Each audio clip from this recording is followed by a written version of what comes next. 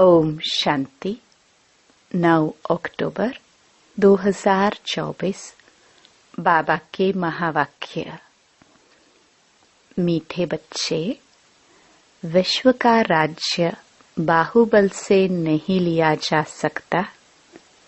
उसके लिए योग बल चाहिए। यह भी एक लॉ है। प्रश्न: शिव बाबा स्वयं ही स्वयं पर कौन सा वंडर खाते हैं? उत्तर: बाबा कहते, देखो कैसा वंडर है। मैं तुम्हें पढ़ाता हूँ। यह मैंने किसी से कभी पढ़ा नहीं। मेरा कोई बाप नहीं, मेरा कोई टीचर नहीं, गुरु नहीं। मैं सृष्टि चक्र में पुनर्जन्म लेता नहीं, फिर भी तुम्हें सभी जन्मों की कहानी सुना देता हूँ। खुद 84 के चक्कर में नहीं आता, लेकिन चक्कर का ज्ञान बिल्कुल एक्यूरेट देता हूँ। ओम शांति। रूहानी बाप तुम बच्चों को स्वदर्शन चक्रधारी बनाते हैं, अर्थात तुम इस 84 के चक्कर को जान जाते हो। आगे नहीं जानते थे, अभी बाप द्वारा तुमने जाना है। 84 जन्मों के चक्र में तुम आते हो जरूर। तुम बच्चों को 84 के चक्र का नॉलेज देता हूँ। मैं स्वदर्शन चक्रधारी हूँ, परंतु प्रैक्टिकल में 84 जन्मों के चक्कर में आता नहीं हूँ। तो इससे समझ जाना चाहिए, शिव बाप में सारा ज्ञान है। तुम जानते हो, हम ब्राह्मण अभी स्वदर्शन चक्रधारी बनते हैं, बाबा नहीं बनते हैं। फिर उनमें अनुभव कहाँ से आया? हमको तो अनुभव प्राप्त होता है। बाबा कहाँ से अनुभव लाते हैं जो तुमको सुनाते हैं? प्रैक्टिकल अनुभव होना चाहिए ना। बाप कहते हैं, मुझे ज्ञान का सागर कहते हैं, परंतु मैं तो 84 जन्मों के चक्कर में आता नहीं हूँ। फिर मेरे में यह ज्ञान कहाँ से आया? टीचर पढ़ाते हैं तो जरूर खुद पढ़ा हुआ है ना। यह शिव बाबा कैसे पढ़ा? इनको कैसे 84 के चक्कर का मालूम पड़ा, जबकि खुद 84 जन्मों में नहीं आता है। बाप बीज रूप होने कारण जानते हैं, खुद 84 के चक्कर में नहीं आते हैं, परंतु तुमको सब समझाते हैं। यह भी कितना वंडर है। ऐसे भी नहीं बाप कोई शास्त्र आदि पढ़ा हुआ है। कहाँ जाता है ड्रामानुसार, उसमें यह नॉलेज नूंधी हुई है जो तुमको सुनाते हैं। तो वंडरफुल टीचर हुआ ना। वंडर खाना चाहिए ना, इसलिए इनको बड़े बड़े नाम दिए हैं, ईश्वर, प्रभु, अंतर्यामी आदि आदि। तुम वंडर खाते हो। ईश्वर में कैसे सारी नॉलेज भरी हुई है, उनमें आई कहाँ से जो तुमको समझाते हैं? उनको तो कोई बाप भी नहीं जिससे जन्म लिया हो वह समझा हो। तुम सब भाई भाई हो। वह एक कैसे तुम्हारा बाप है, बीज रूप है। कितनी नॉलेज बैठ बच्चों को सुनाते हैं। कहते हैं 84 जन्म मैं नहीं लेता हूँ, तुम लेते हो। तो जरूर प्रश्न उठेगा ना, बाबा आपको कैसे मालूम पड़ा? बाबा कहते हैं, बच्चे अनादि ड्रामानुसार मेरे में पहले से यह नॉलेज है जो तुमको पढ़ाता हूँ।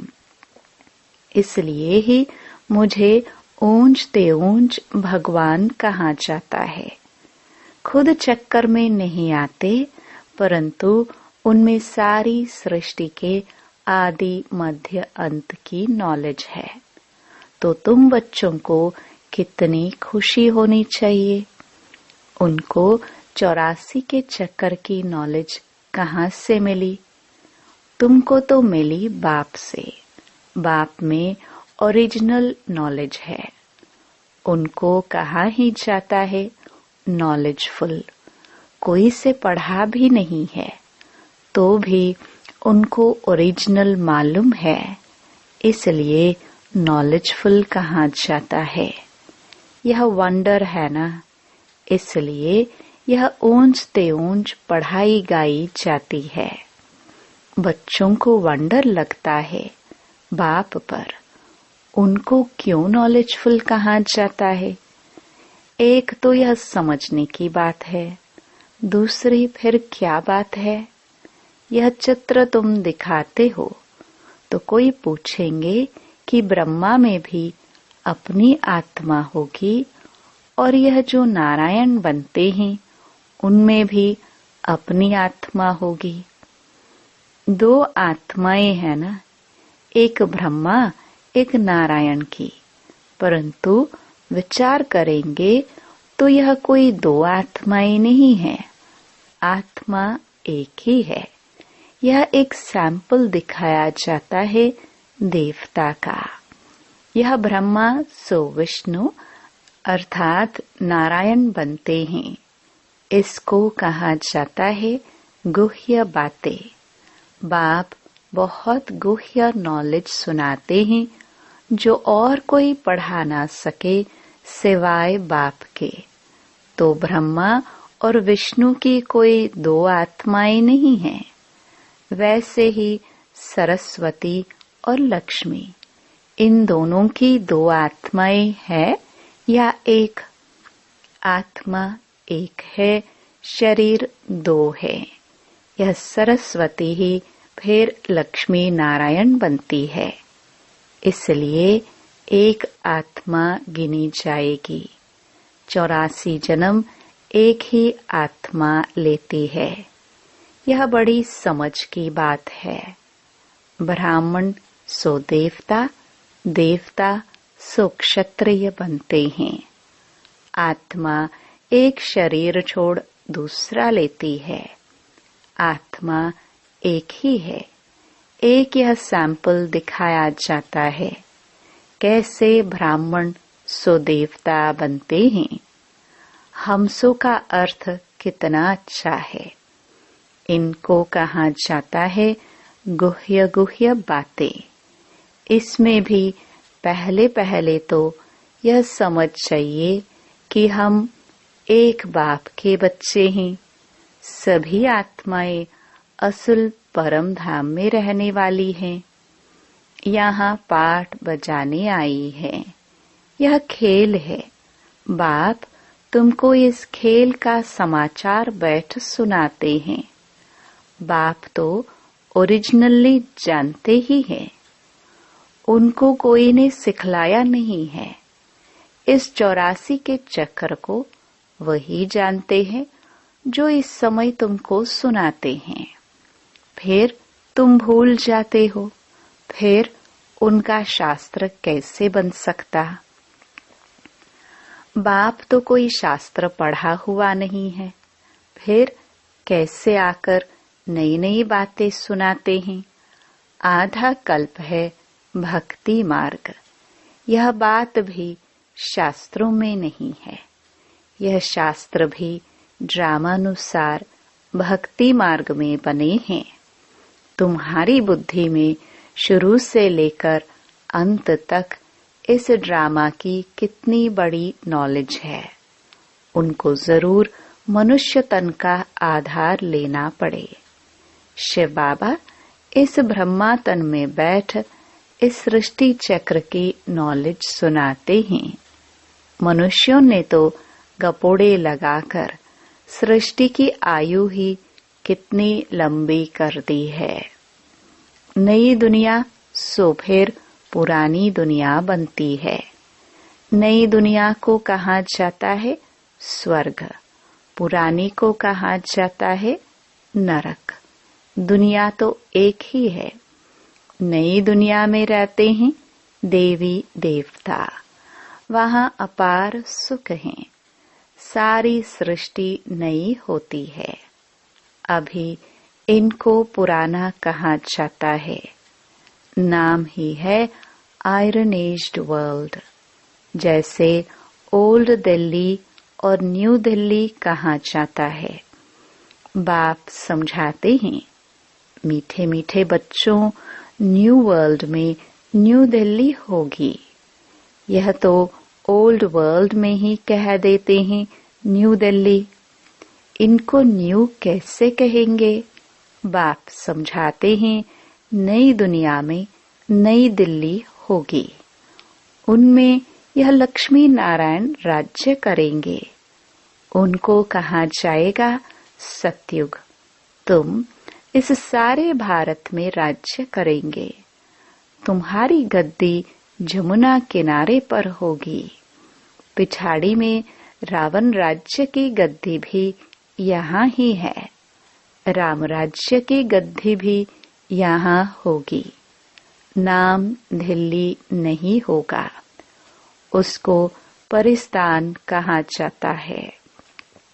फिर जो जैसा राजा होता है वह अपनी गद्दी का ऐसा नाम रखते हैं। इस समय तुम सब पुरानी दुनिया में हो। नई दुनिया में जाने के लिए तुम पढ़ रहे हो।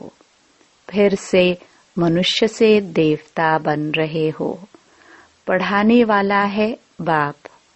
तुम जानते हो, ऊंचे ते ऊंचे बाप ने नीचे आकर राजयोग सिखाया है। अभी तुम हो संगम पर, जबकि कलयुगी पुरानी दुनिया खत्म होनी है। बाप ने इनका हिसाब भी बताया है। मैं आता हूँ ब्रह्मा तन में। मनुष्यों को तो पता ही नहीं है कि ब्रह्मा कौन सा। सुना है प्रजापिता ब्रह्मा। तुम प्रजा हो ना ब्रह्मा की, इसलिए अपने को बीके कहलाते हो। वास्तव में शिव बाबा के बच्चे शिववंशी हो। जब निराकार आत्माएं हो, फिर साकार में प्रजापिता ब्रह्मा के बच्चे भाई बहन हो और कोई भी संबंध नहीं है। इस समय तुम उस कलयुगी संबंध को भूलते हो, क्योंकि उनमें बंधन है। तुम जाते हो नई दुनिया में। ब्राह्मणों की चोटी होती है। छोटी ब्राह्मणों की निशानी है। तुम ब्राह्मणों का यह कुल है। वह है कलयुगी ब्राह्मण। ब्राह्मण अक्सर करके पंडे होते हैं। एक धामा खाते हैं, दूसरे ब्राह्मण गीता सुनाते हैं। अभी तुम ब्राह्मण यह गीता सुनाते हो, वह भी गीता सुनाते हैं, तुम भी गीता सुनाते हो। फर्क देखो कितना है। तुम कहते हो कृष्ण को भगवान नहीं कह सकते। कृष्ण को तो देवता कहा जाता है। उनमें दैवी गुण है। उनको तो इन आंखों से देखा जा सकता है। शिव के मंदिर में देखेंगे, शिव को अपना शरीर है नहीं। वह है परम आत्मा, अर्थात परमात्मा। ईश्वर, प्रभु, भगवान आदि अक्षर का कोई अर्थ नहीं निकलता। परमात्मा ही सुप्रीम आत्मा है। तुम नॉन सुप्रीम हो। फर्क देखो कितना है तुम्हारी आत्मा और उस आत्मा में। तुम आत्माएं अभी परमात्मा से सीख रहे हो। वह कोई से सीखा नहीं है। यह तो फादर है ना। उस परमपिता परमात्मा को तुम फादर भी कहते, टीचर भी कहते और गुरु भी कहते। है एक ही, और कोई भी आत्मा बाप, टीचर, गुरु नहीं बन सकती है। एक ही परम आत्मा है, उनको कहा जाता है सुप्रीम। हर एक को पहले फादर चाहिए, फिर टीचर चाहिए, फिर पिछाड़ी में चाहिए गुरु। बाप भी कहते हैं मैं तुम्हारा बाप भी बनता हूँ, फिर टीचर बनता हूँ, और फिर मैं ही तुम्हारा सद्गति दाता सतगुरु भी बनता हूँ। सद्गति देने वाला गुरु है ही एक, बाकी तो गुरु अनेक हैं। बाप कहते हैं मैं तुम सबको सद्गति देता हूँ। तुम सब सतयुग में जाएंगे, बाकी सब चले जाएंगे शांति धाम, जिसको परम धाम कहते हैं। सतयुग में आदि सनातन देवी देवता धर्म था, बाकी कोई धर्म है नहीं, और सभी आत्माएं चली जाती हैं मुक्ति धाम। सद्गति कहा जाता है सतयुग को। पाठ बजाते बजाते फिर दुर्गति में आ जाते हैं। तुम ही सद्गति से फिर दुर्गति में आते हो। तुम ही पूरे 84 जन्म लेते हो। यथा राजा रानी तथा प्रजा जो उस समय होंगे। 9 लाख तो पहले आएंगे। 84 जन्म 9 लाख तो लेंगे ना, फिर दूसरे आते रहेंगे। यह हिसाब किया जाता है। जो बाप समझाते हैं सब 84 जन्म नहीं लेते हैं। पहले पहले आने वाले ही 84 जन्म लेते हैं, फिर कम कम लेते आते हैं। मैक्सिमम है 84। यह जो बातें हैं और कोई मनुष्य नहीं जानते, बाप ही बैठ समझाते हैं। गीता में है भगवान वाच।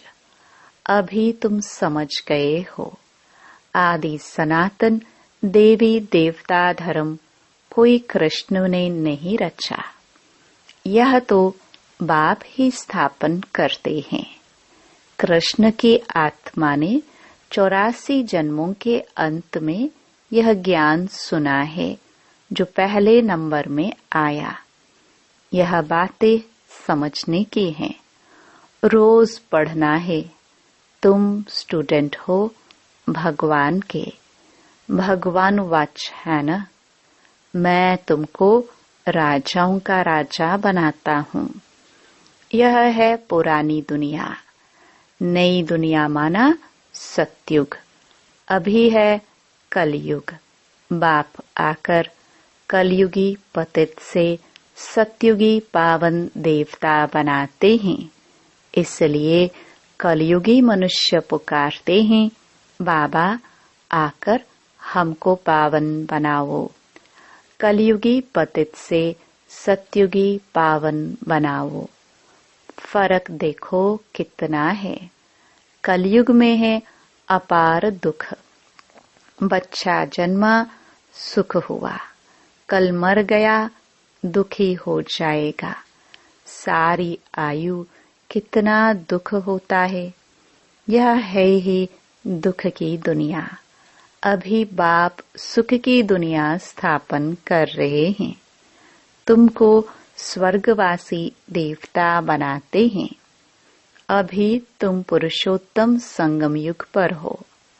उत्तम ते उत्तम पुरुष व नारी बनते हो। तुम आते ही हो यह लक्ष्मी नारायण बनने के लिए। स्टूडेंट टीचर से योग रखते हैं, क्योंकि समझते हैं इन द्वारा हम पढ़कर फलाना बनेंगे। यहाँ तुम योग लगाते हो परमपिता परमात्मा शिव से, जो तुम्हें देवता बनाते हैं।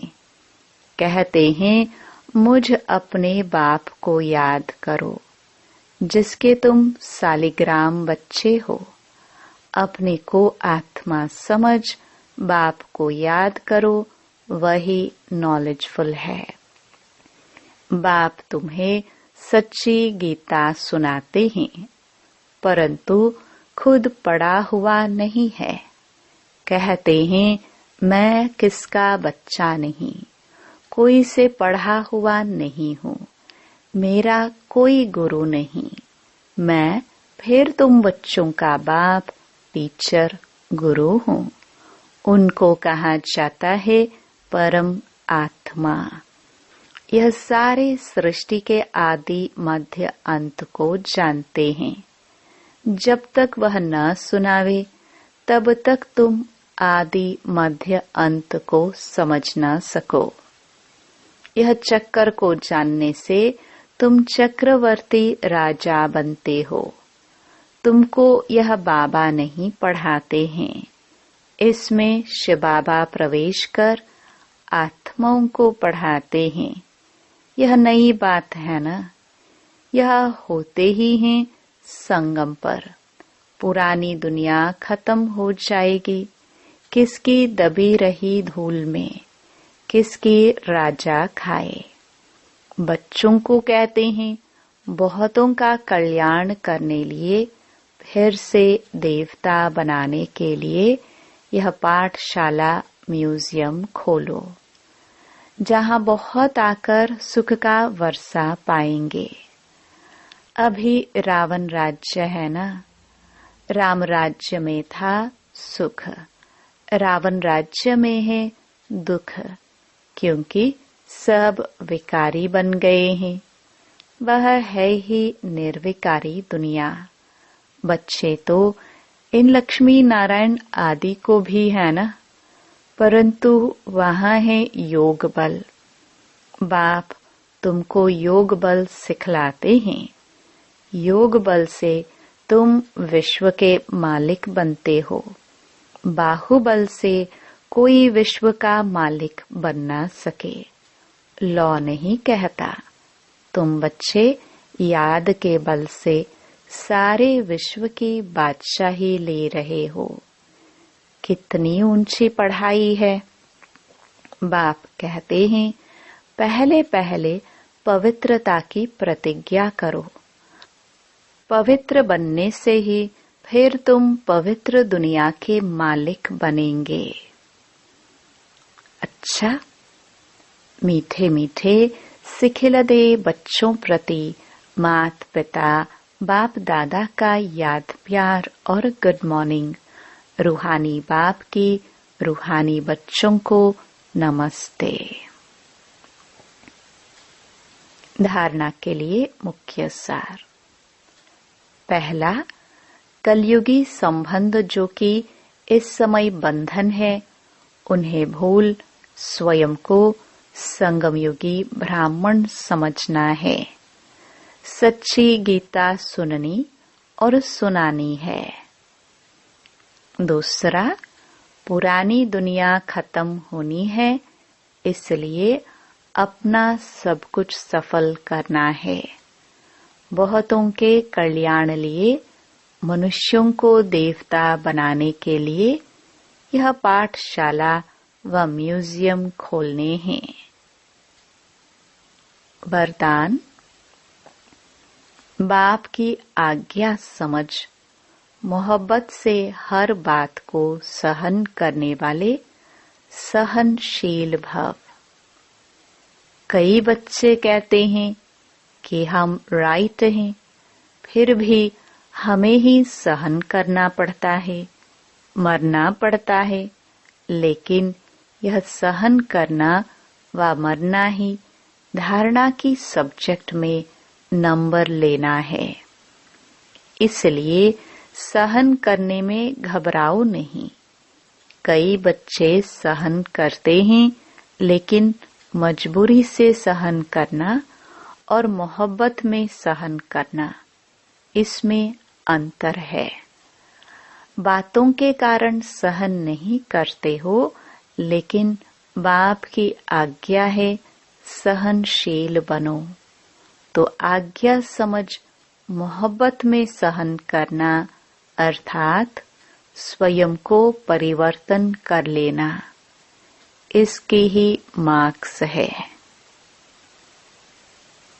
स्लोगन। जो सदा खुशी की खुराक खाते हैं वह तंदुरुस्त रहते हैं। ओम शांति।